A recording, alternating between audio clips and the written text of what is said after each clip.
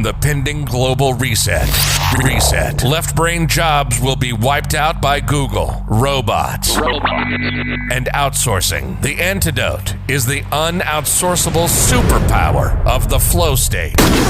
Welcome to What the Flow, where we discuss making money easier, connecting deeper, and creating your own luck.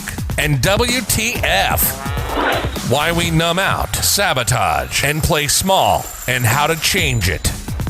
It's Flow Time with Tony. WTF, welcome to What the Flow. This is Tony Litster, your host. Today's episode is going to be about exercises and getting out of your story and your world. And I'm starting this, if you're not watching this on the video on YouTube, I'm starting this in the room here where I slept last night at the Orphanage here in Nepal, in the Himalayas. And I'm here as part of a program that I help co-facilitate called the Legendary Spiritual Retreat. And this is the bed. I'm actually going to see if I can turn the light on because the sunlight hasn't quite come in yet. It's pretty early. Boys are waking up here. But yeah, this is where I slept. And these little guys were gracious enough to share their beds, and they made beds on the floor. Good morning, everybody. Good morning. How did you all sleep? On the floor. On the floor? Thank you for sharing your beds. It was very kind. Yeah, so we're cleaning up this morning, and this is where I slept last night.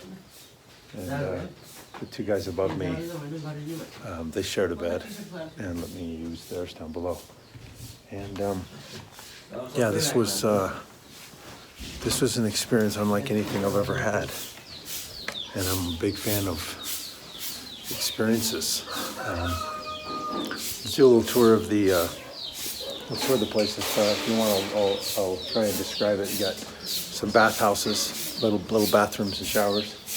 We're overlooking. There's a little like a soccer area, kind of a flat parking lot area where we had our dance party last night for these kids. Then behind the bathroom area, overlooking the most magnificent valley, and on the other side, the Himalayas. This hillside. The chicken coop is here, behind me, all covered with enormous boulders.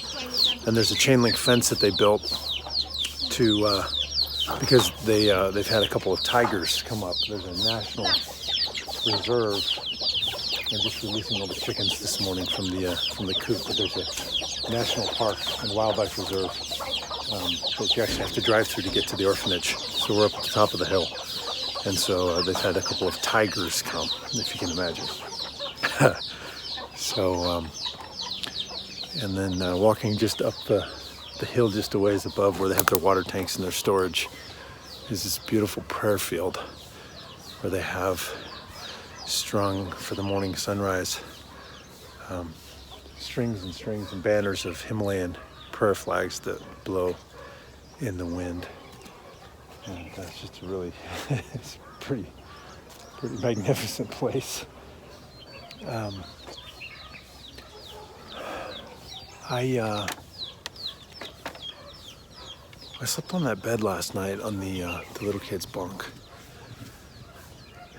and it was, if you can imagine, just like a steel bunk bed with a sheet of plywood, and then some sort of makeshift mattress that felt kind of like it was maybe like 10 stacks of cardboard boxes. So if you took a bunch of Amazon delivery boxes and laid them flat and stacked them up so there was a little bit of cushion and put a sheet over the top of it. That was about the, about the softness of the mattress itself. And I slept on that little kid's pillow. It was interesting because I noticed that his blanket was making my neck itch. And I had these dreams of bugs crawling all over me, which was some people might suggest that's a flashback from some psychedelic experience I had in the past, but I kind of think it was just because I was sleeping in a bed that somebody flying a drone.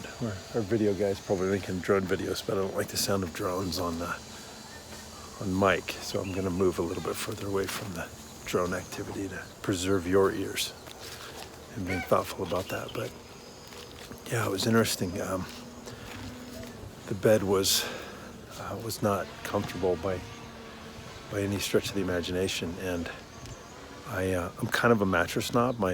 If you've heard the Origins podcast, my first business back in college was buying and selling mattresses, and so I like a nice mattress. I know what they're made of. I know how to make them, and I try to I try to sleep on good beds when I travel. But I want to capture this video while it's in this moment.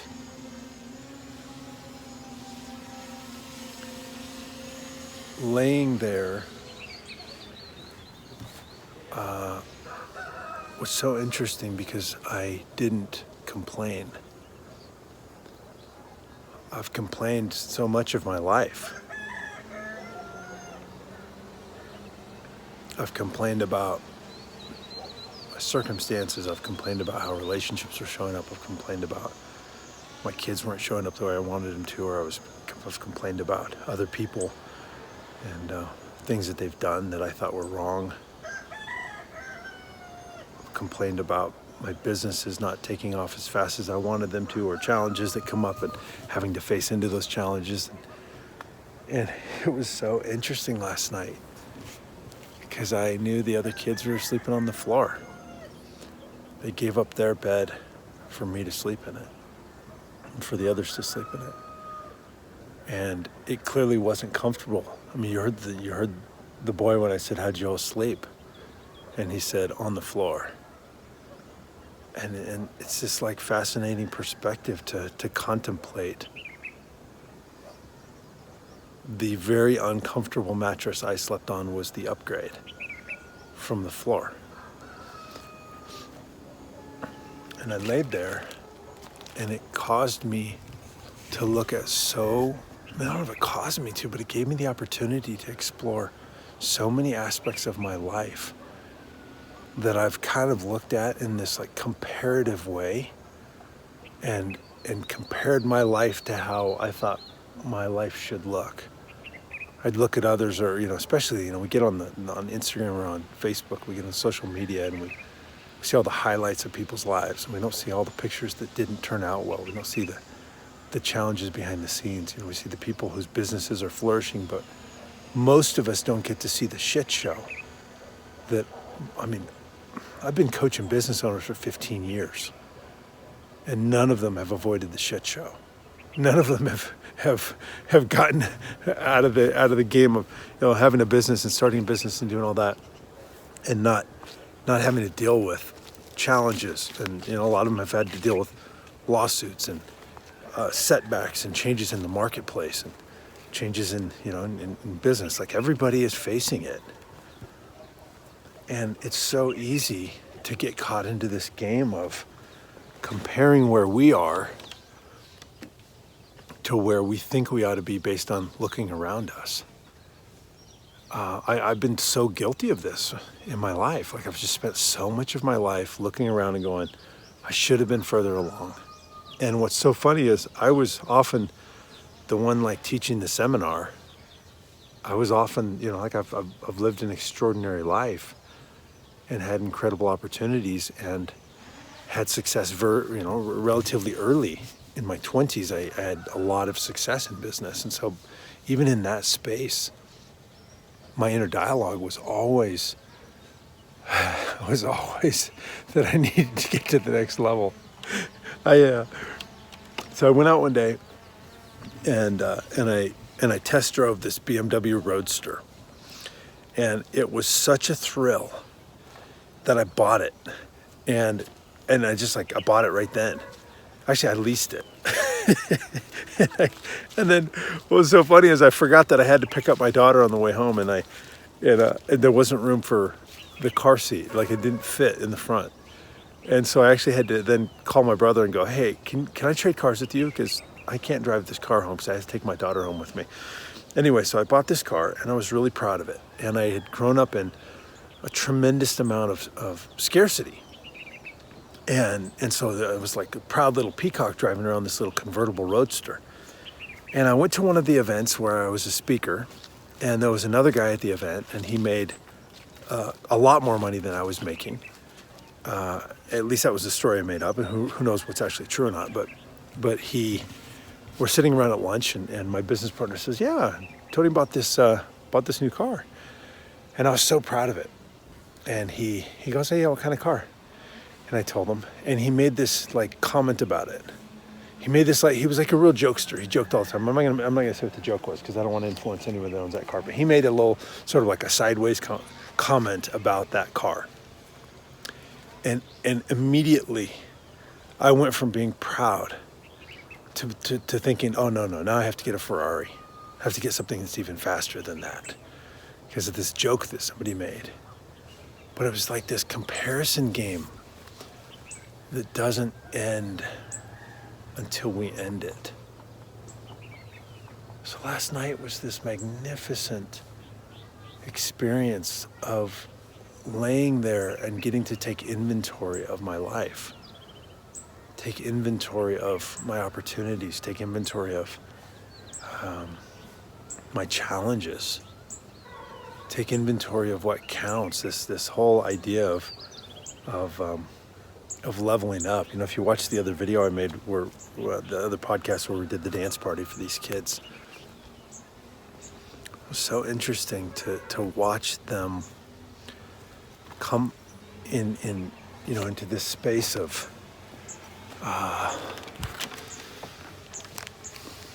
me looking at them and going, what chances do they have in life?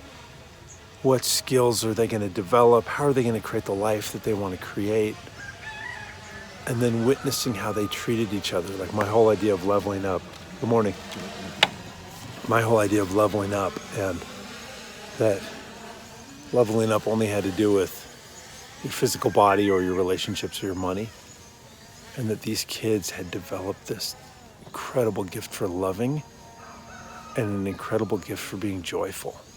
They had so much fun last night. Like all of us adults who put this on, we were tired. We were like, okay, cool, that was fun. You know, after like an hour of dancing, we're like ready to cut out. And these kids are like, another. They just keep dancing. It's so much fun last night. And then they invited us to dinner. And they let us sit in their little makeshift little kitchen, this little tiny room. And they washed plates for us all. And then they offered us their dinner. We had rice with some kind of like cooked kale or cooked spinach or something. And a little bit of like some fried potato pieces. And you ate it with your hand, which was such an interesting experience to like, you know, it was like kind of grubby and dirty. And, you know, I went and like washed my hands, and the bar of soap was kind of like slickery soap that wouldn't come off. I couldn't get it to wash off my hands. And so it's like my own like sense of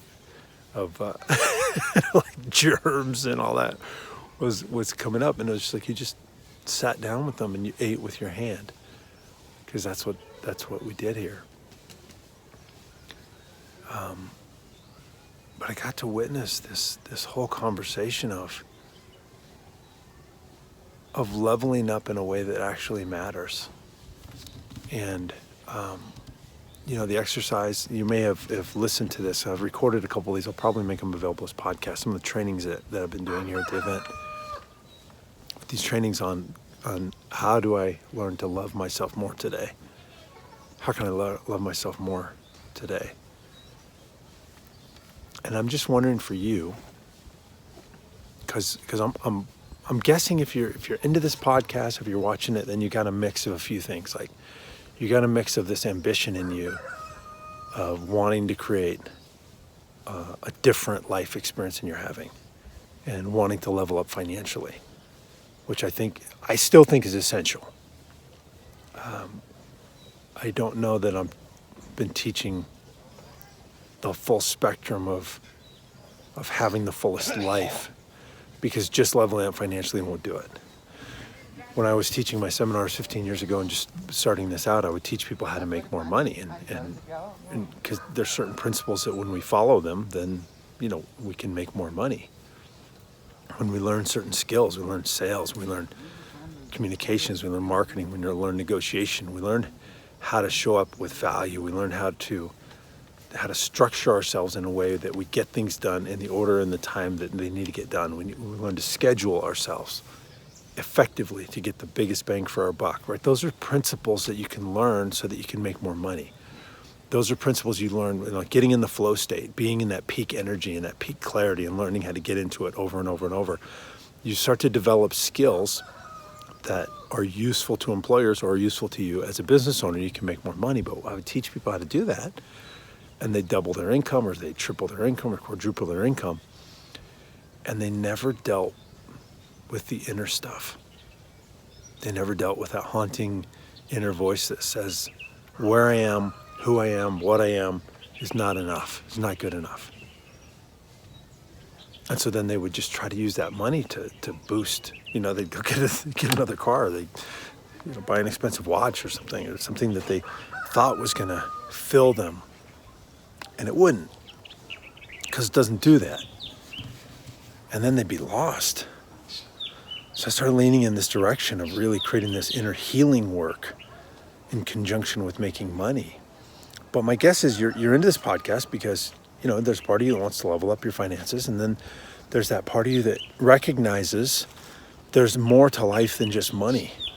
It's experiences, and that there's this, there's a calling and a purpose and a sense of fulfillment that's available when we can dial that in, and you want to level up in that area.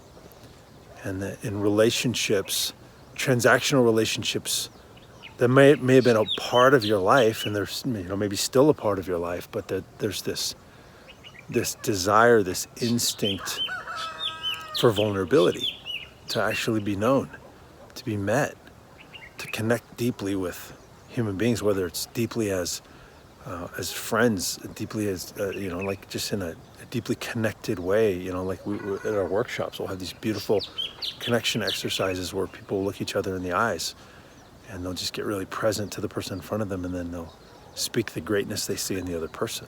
It's a level of emotional intimacy that fills us, that's rich and that's rewarding. And maybe it's in your lover relationship that you want more than just transactional sex. You want to experience a deep, rich, touching of your soul in the expression of who you are as a sexual being. So if you're into that, I'm just guessing that, at this point, if you're still watching my podcast, you're still listening, this speaks to you. That there's something more, there's something bigger, there's something that's more expansive in our experience. And I celebrate that. I salute that in you, of listening to that calling and that nagging voice that doesn't let loose.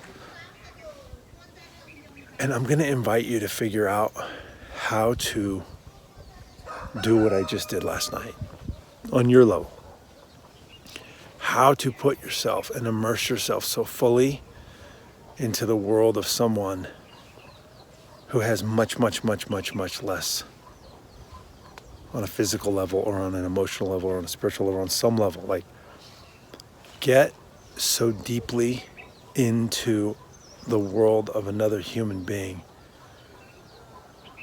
that you transform your world. There's something that happens. There's something that you can't fake when you sleep in an orphan's bed. There's like part of you have to get present to. You just gain perspective on all your bullshit stories of what's wrong with your life.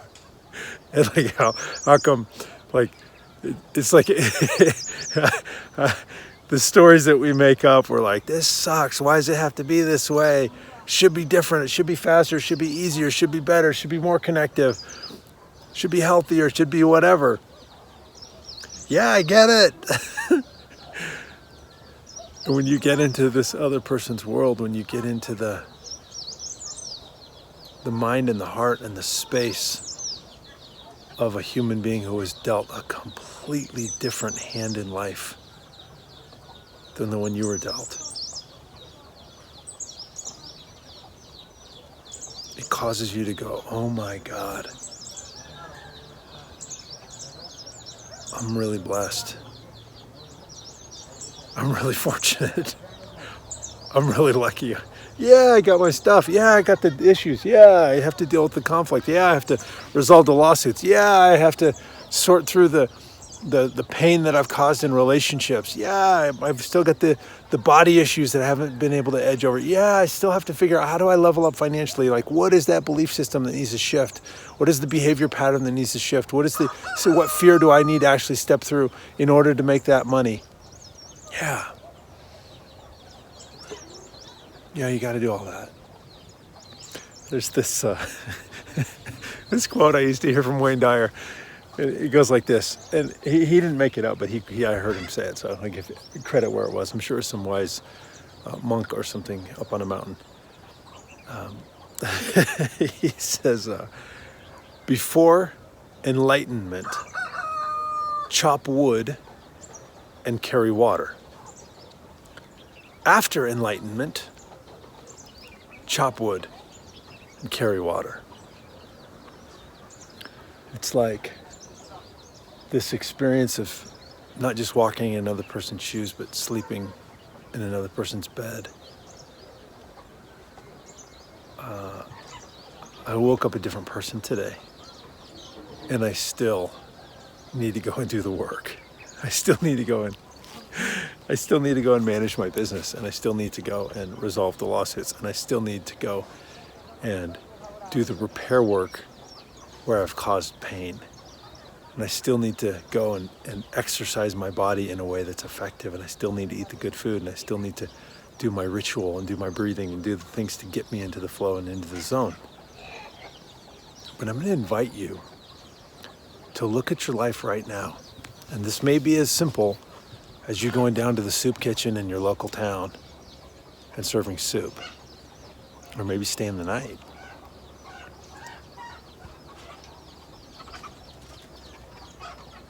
But to actually get out of the rut you've been living in, put some perspective on it, shake it up a little bit, wake yourself up,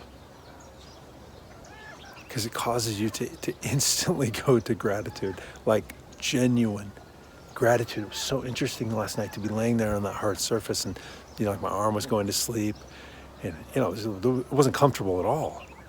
And there was no part of me that was complaining. It was like, oh, my arm's falling asleep, I'll just turn over. It was freezing cold last night, and there was no part of me that was complaining about how cold it was. The itching on my neck from that blanket, I didn't like it. I moved the blanket off my neck. I didn't stay there and take the itch. But there was no part of me that complained. And it was so remarkable inside me to experience that. It was like almost foreign to not sit and whine about it on some level. So figure out a way to shake yourself out of the rut and wake up.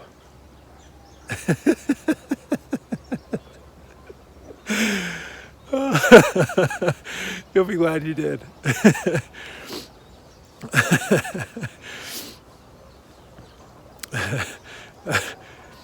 I look forward to talking to you on the next podcast. In the meantime, create yourself a fantastic day.